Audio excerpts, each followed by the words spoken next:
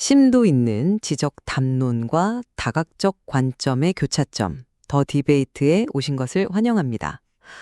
여러분은 혹시 명상 방석 위에 앉아서 깊은 평온함을 느끼고, 아, 드디어 내 마음이 완벽하게 고요해졌구나 하고 생각하신 적 있으신가요? 아, 네. 그런데 나중에 알고 보면 그게 그냥 멍하게 졸고 있었거나 무기력증에 빠져 있었던 거란 걸 깨닫게 되죠. 맞아요. 수행을 해보신 분들이라면 누구나 한 번쯤 겪어봤을 아주 뼈아픈 착각이잖아요. 네, 정말 흔한 일입니다. 그래서 오늘 우리의 논의가 그토록 중요한 겁니다. 인간의 마음이라는 이 복잡하고 기만적인 현상을 진정으로 이해하고 다스리기 위해서 우리는 과연 어떻게 접근해야 할까요?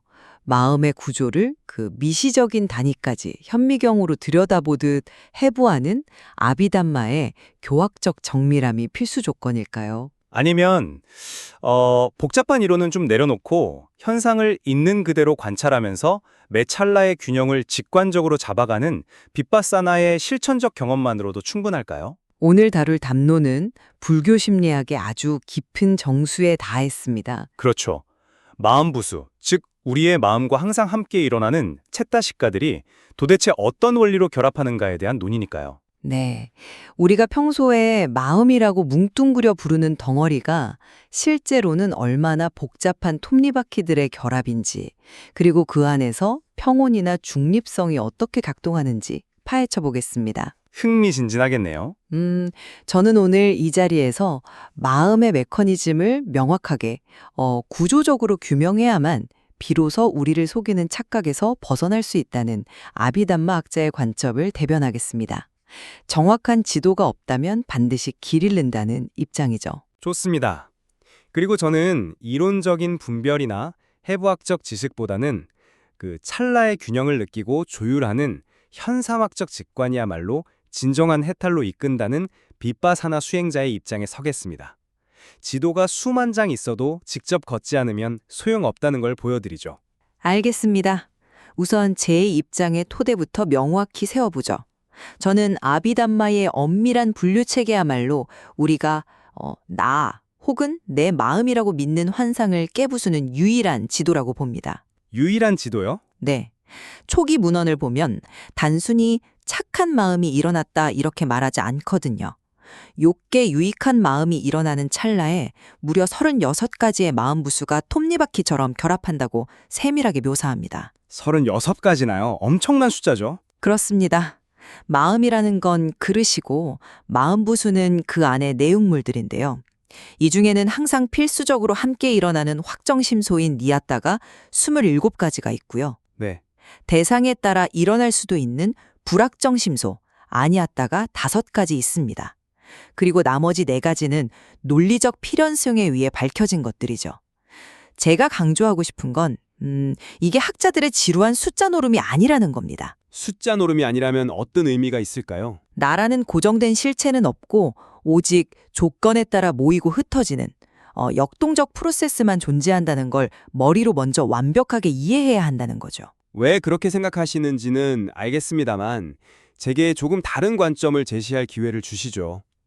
실천만 지나치게 강조하다 보면 이런 구조적 진실을 놓친 채 약간 모호하고 기분 좋은 느낌 속에서 길을 잃을 위험이 큽니다. 저는 조금 다른 방향에서 이 문제에 접근합니다. 지도가 얼마나 정밀하게 그려져 있는가가 우리가 목적지에 도달하는 걸 완벽히 보장하지는 않거든요. 보장하지 않는다. 네. 물론 마음 부수들이 4가지 평등의 원칙, 그러니까 동일한 찰나에 발생하고 소멸하며 같은 대상을 가지고 토대를 공유한다는 교학적 지식은 건축학적으로 참 아름답습니다. 하지만 아름다울 뿐만 아니라 필수적이죠. 글쎄요, 실제 빗바사나 수행을 위해 방석에 앉았을 때 이 36가지 요소들이 의식 속에서 낱낱이 분해된 부품으로 경험되던가요? 전혀 그렇지 않습니다.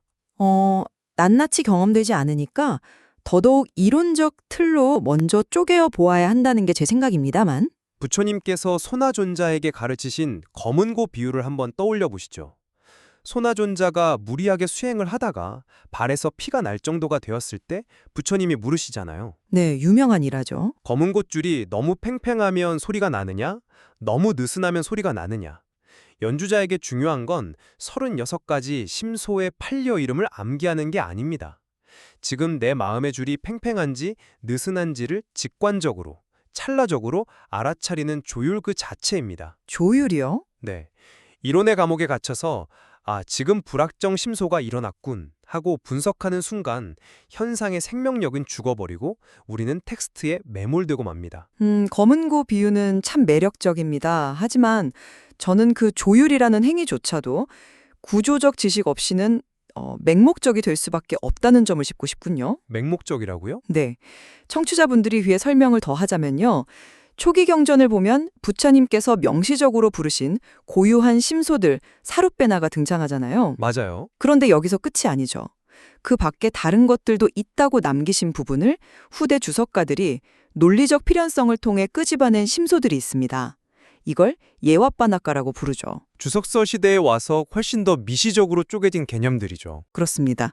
열애, 확신, 주의력, 그리고 오늘 우리의 핵심 주제인 중립성, 즉 따뜨라마 잣따따가 여기에 속합니다. 그런데 우리의 삶의 색깔을 결정하는 이 미세한 조력자들을 이론적으로 인지하지 못한다면 어떤 일이 벌어질까요? 어떤 일이 벌어진다고 보시나요? 수행 중에 반드시 무의식적인 사각지대가 발생합니다. 앞서 오프닝에서 언급했던 멍한 무기력증을 평온으로 착각하는 상태 말입니다. 네네.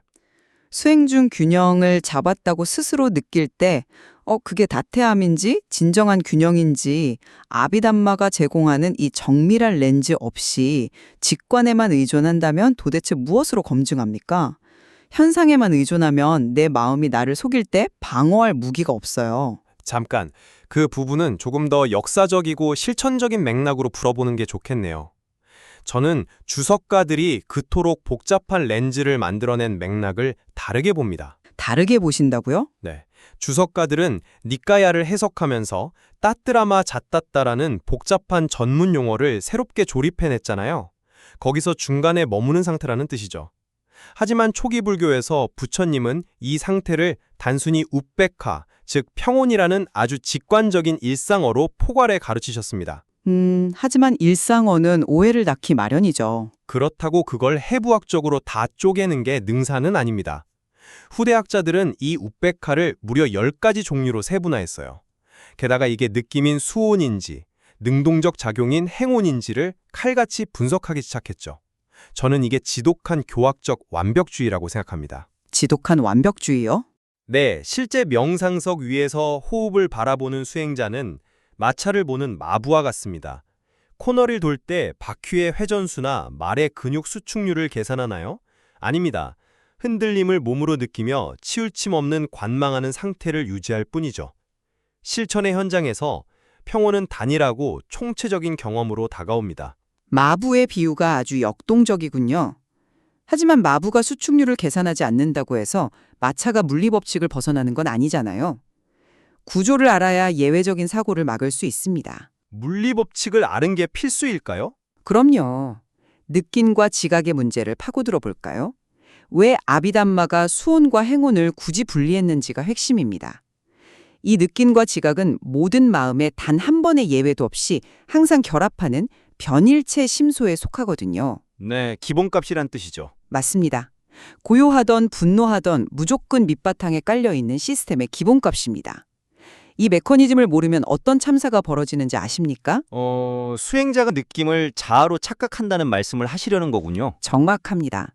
이런 구조적 이해가 바탕이 되어야만 느낌과 지각을 나 자신으로부터 분리해내는 무하의 통찰이 가능해집니다. 이게 단순히 느낌이 일어났네 하고 관찰하는 것과는 차원이 달라요. 이건 의식에 동반되는 기계적인 심소일 뿐 내 자아가 아니구나 라는 지적 확신이 있어야 통찰이 흔들리지 않습니다.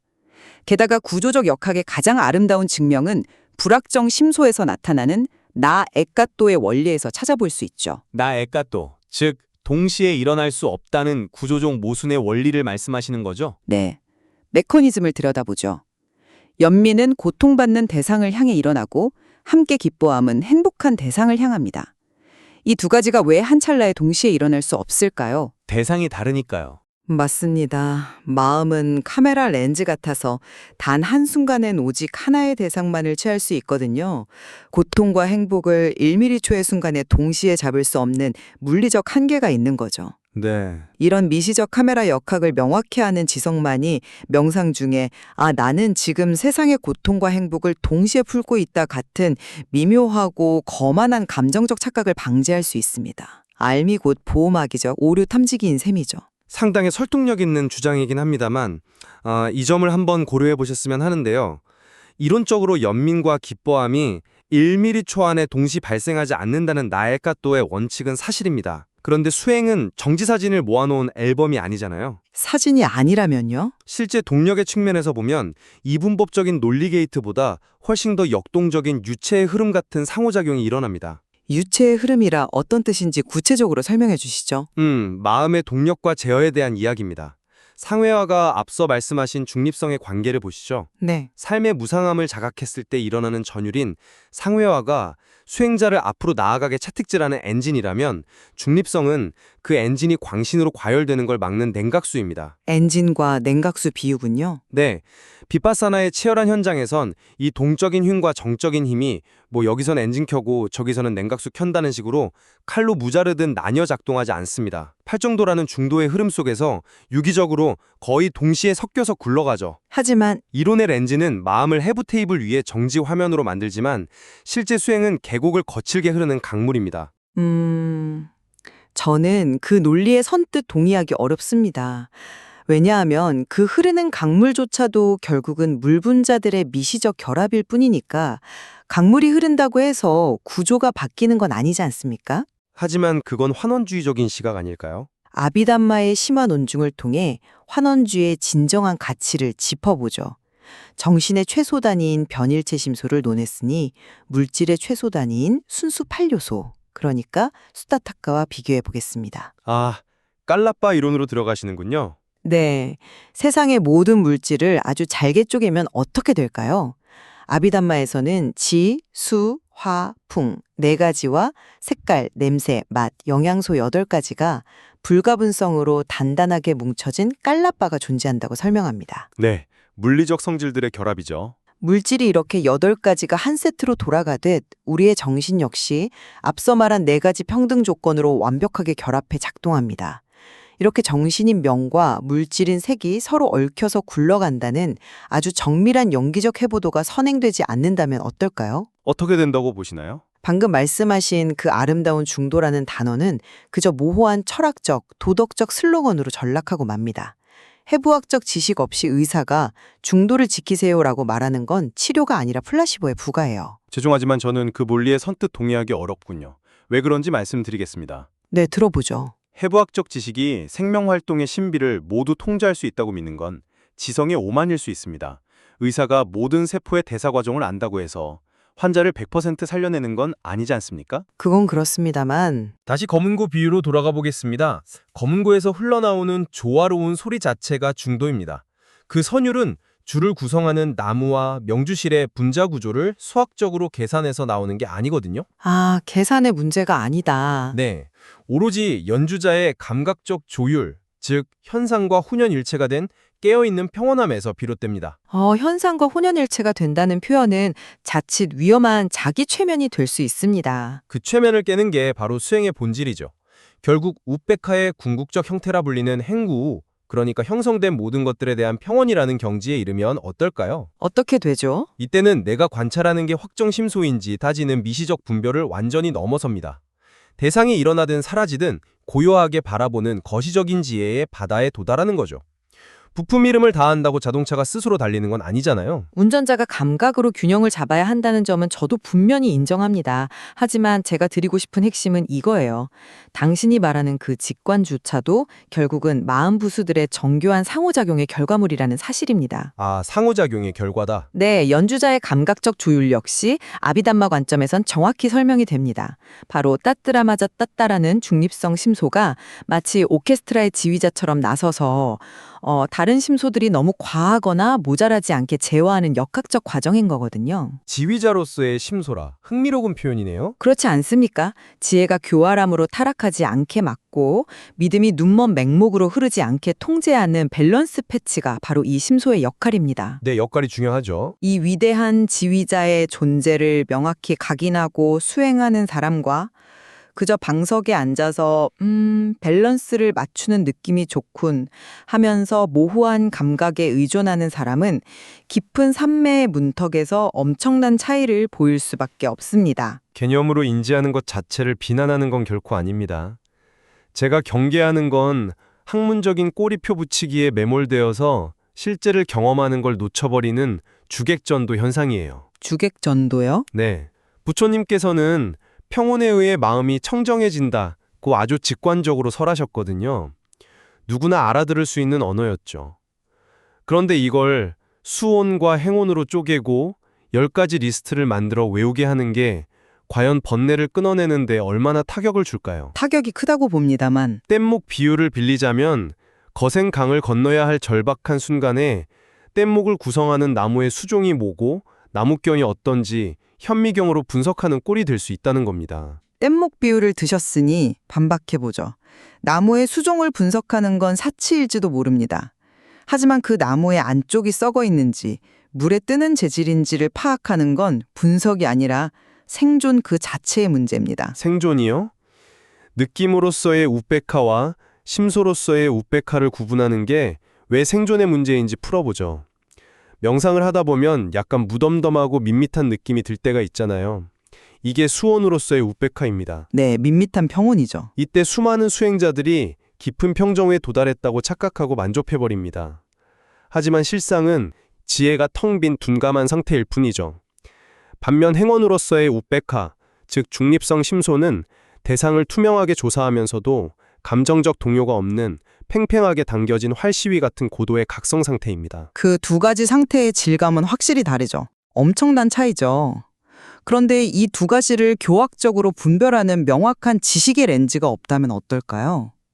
수행자는 나태함이라는 늪에 빠져놓고도 그걸 고요한 바다로 착각한 채 익사할 수 있습니다. 지식이 없으면 사기극에 당하게 돼요. 수온과 행온의 혼동을 철저히 경계해야 한다는 점은 저 역시 전적으로 동의합니다. 가짜 평온에 속으면 안 되죠. 하지만 이 부분에 있어서 빗바사나의 날카로운 알아차림, 즉 사띠는 지식의 렌즈가 아니라 오로지 경험의 렌즈를 통해서만 식별해냅니다. 경험만으로 그게 가능한가요? 가짜 평온이 오려할 때 제대로 훈련받은 수행자는 머릿속으로 내가 지금 수온에 빠졌군, 얼른 행온을 가동해야겠다 라고 언어적으로 사유하지 않거든요. 사유가 아니라면 어떻게 궤도를 수정합니까? 그저 마음의 긴장도가 떨어지고 무거움이 다가오는 현상 자체를 관찰하는 겁니다. 지루함의 질감 자체를 알아차리면 그 순간 자연스럽게 상회가가 일깨워져서 스스로 궤도로 돌아오게 됩니다. 아, 자연스럽게요? 자전거 비유를 들어볼까요? 중심을 잃고 쓰러지려 할 때 우리는 뇌 속에서 물리방정식을 떠올려서 핸들을 꺾는 게 아니잖아요. 직관적인 반사신경으로 스르르 균형을 바로잡죠. 찰나의 현상을 통제하는 건 결국 체화된 경험적 감각입니다. 자전거 비유를 들어주시니 제 입장에선 오히려 질문하기가 더 좋아졌네요. 세상에는 감으로만 타다가 잘못된 자세로 평생 무릎 고생을 하는 사람도 있고 정밀한 코칭을 받아 완벽한 자세를 익히는 사람도 있습니다. 네, 아비담마의 치밀한 결합 원리는 그 완벽한 코치와도 같습니다. 마음의 그릇에 내용물들이 어떻게 모여서 유익한 상태를 형성하는지 명확히 아는 건 내면의 물리학을 깨우쳐서 다치는 걸 방지하는 일이죠. 이 지적 기반 위에서만 빗바사나의 알아차림은 길을 잃지 않습니다. 논리적으로 흠잡을 데 없는 훌륭한 반론입니다. 하지만 저는 여전히 지식의 축적이 곧 지혜의 발현을 담보하지 않는다는 입장을 고수하겠습니다. 지혜를 담보하지 않는다. 완벽한 코칭을 받아 마음의 분류표를 달달 외운 학자라도 죽음이라는 공포 앞에서는 그 지식이 작동하지 않아 무너질 수 있거든요. 반면 아비담마 용어는 몰라도 매일 방석에 앉아 무상함을 뼈저리게 째득한 농부는 어떤 위기 앞에서도 평정심으로 건너갑니다. 네. 현상을 동요 없이 바라보는 내면의 맷집을 기르는 게 핵심이지 미세한 심소를 해부하는 게 필수 전제 조건은 결코 아니라는 거죠. 두 관점의 차이가 아주 첨예하게 드러나는 지점이군요. 이제 깊은 논의를 서서히 정리해 볼 시간이 된 것 같습니다. 네, 벌써 그렇게 됐네요. 오늘 저는 마음과 물질의 결합 원리, 그리고 확정심소와 불확정심소의 엄밀한 구분이 존재의 무상함을 증명하는 가장 과학적인 토대임을 강조했습니다. 아비담마의 정교한 분류체계는 철학적 유시가 아니라 단단한 자아의 껍질을 부수고 무아의 진실을 대면하게 만드는 실용적인 해부도입니다. 정확한 지도가 바른 깨달음의 길을 담보하죠. 그리고 저는 그 이론에 맞서 학술적 의미나 이름을 암기하는 것보다 결정적으로 중요한 건 현상의 찰나적 조율임을 주장했습니다. 지금 내 마음의 검은 곳줄이 어떤 상태인지 알아차리는 경험적 통찰력이야말로 수행의 심장이거든요. 이론이 아무리 정교해도 오직 실천이라는 용광로 속에서 증명될 때만 진짜 가치가 빛나는 법입니다. 결국 교학의 분석적 정밀함과 수행의 현상학적 직관은 평행선을 달리는 듯하지만 어쩌면 이 둘은 인간의 마음을 감싸는 양 날개일지도 모르겠습니다. 구조를 꿰뚫는 지성이 직관의 사각지대를 밝혀주고 직관의 생생한 경험이 텍스트에 갇힐 뻔한 지식의 생명력을 불어넣는 방식으로요. 전적으로 동의합니다. 부처님의 원음과 아비담마 안에는 오늘 우리가 다툰 것보다 훨씬 깊은 탐구의 심연이 펼쳐져 있죠. 어느 한쪽이 절대적으로 옳다는 승패를 떠나서 이 양극단의 긴장 속에서 진정한 중도의 길이 열리는 법이니까요. 근육의 이름을 전부 안다고 누구나 무대 위에서 아름다운 춤을 출 수 있는 건 아닙니다. 하지만 춤추는 자가 근육의 미세한 움직임을 완벽히 자각할 때 그 춤은 존재의 통찰이 될 겁니다. 청취자 여러분, 지금 여러분의 마음의 근육, 그 섬세한 현의 떨림은 어떻게 움직이고 있습니까? 어느 쪽의 길이 더 와닿는지는 여러분 각자의 관찰에 맡기겠습니다. 모쪼록 편견 없는 시선으로 자신의 내면을 직접 해부하고 경험해 보시길 바랍니다.